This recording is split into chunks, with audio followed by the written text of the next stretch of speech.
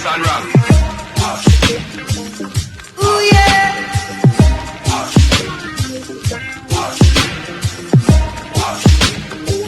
Well, alright, we're jamming. I wanna jam it with you. We're jamming, jamming, and I hope you like jamming too. Today on Yardie Belly's Kitchen, we are making stew peas, guys.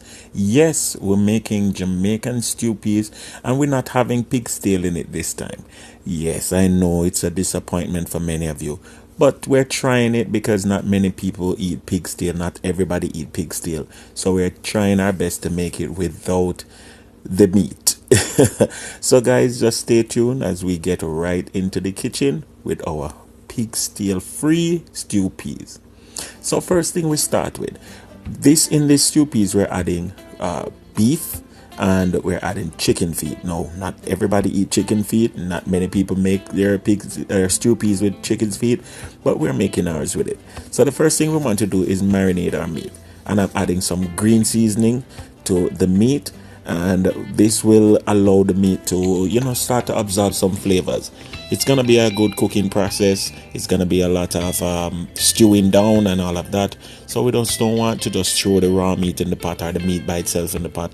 So we're gonna add some green seasoning, and you can find a link to the green seasoning in my playlist.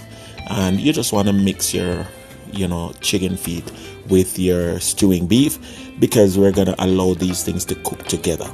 So in a pot, a good stock pot, or your cooking pan. In my Dutchie, I'm adding some coconut oil, and we're adding about 2 to 3 tablespoons of coconut oil, or as you see fit. You can use any other oil, but we choose to use coconut oil because it blends nicely with the stew peas. All right, so we're just adding some coconut oil now, and then we're gonna add our meat to the pot. And this is where I differ from many people. We're adding some garlic. Of course, flavor is important. That's the whole push to what we're doing, adding garlic. So you want this garlic to just sort of toast in the oil for a couple of minutes before you add your meat. And you don't have to cut up the garlic. You can cut it up. You don't have to. All right, it's however you choose to use them, because again, all of this is gonna be stewed down for maybe about 45 minutes to an hour, depending on the tenderness of the meat. All right, so we want to make sure that some people can pressure the meat if you want as well, but in this case we're just gonna allow it to stew down. So you want to add your marinated meat, and this has been marinated for about maybe 15-20 minutes, and you want to add that to your coconut oil with your garlic, and you just want to stir and make sure that everything is well incorporated.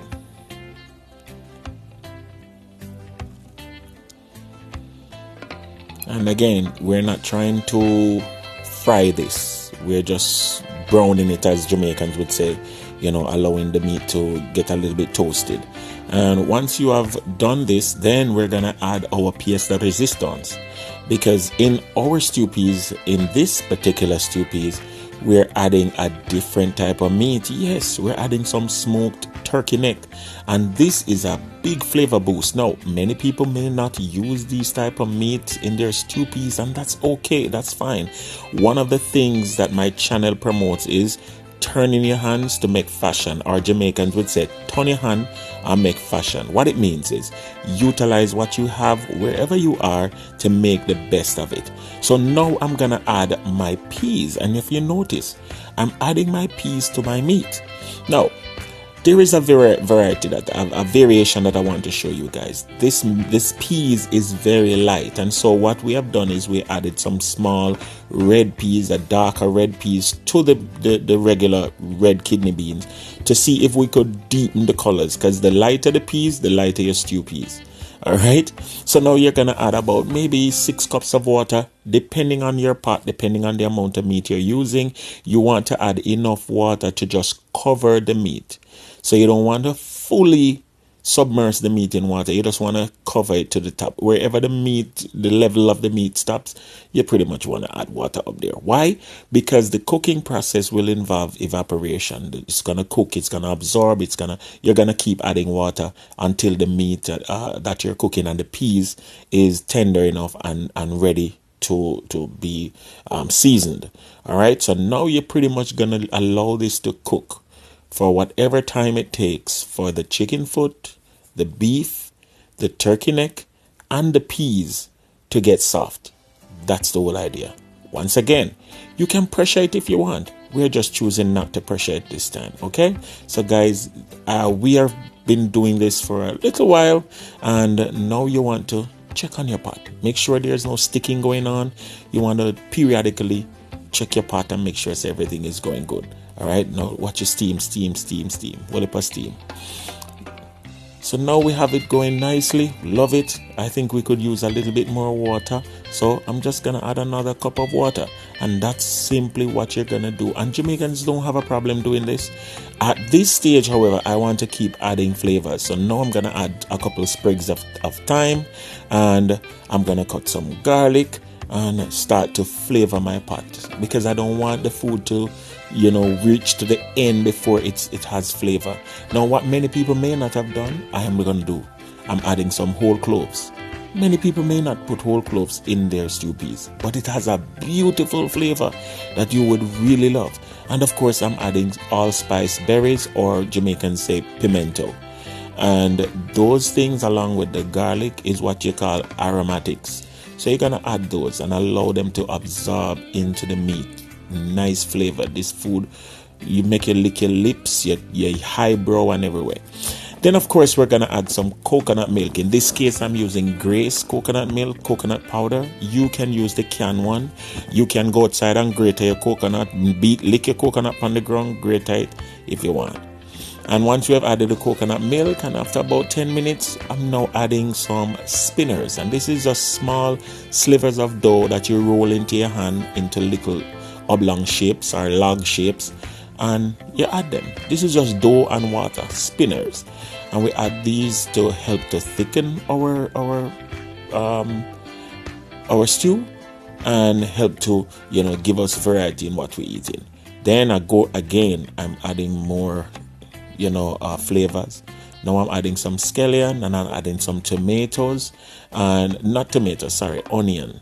Putting some onion with the scallion, and I'm adding this. Now by this time my pot has been on for about 45 minutes. The meat is tender, the chicken foot is tender, the peas is tender, and it has come down to a nice thickened soup.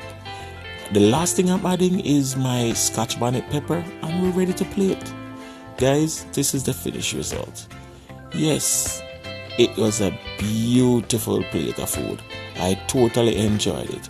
The chicken foot was soft, everything was nice, the flavors were strong, and I highly recommend that you make yourself a bowl of stew peas one of these days. Listen, like, share, subscribe, and as usual, turn your hand and make fashion. It not necessarily mean that you have to have every ingredient that is required. As long as you put your hands to the wheel, it will come out, and it will come out beautifully. So I highly recommend that you take the time out to make yourself a good plate of stew peas, served up here with some nice white rice with some thyme slivers in it. Look, a piece of thyme sprigs in the rice, and I promise you guys, it was an awesome meal. And the next thing we're gonna do is, after we're done, we're gonna take the rest of stew peas and turn it into soup. That's how Jamaicans turn with hand and make fashion. Yes, I promise you guys, I made soup with it and it turned out beautifully. Yes, you can do it too.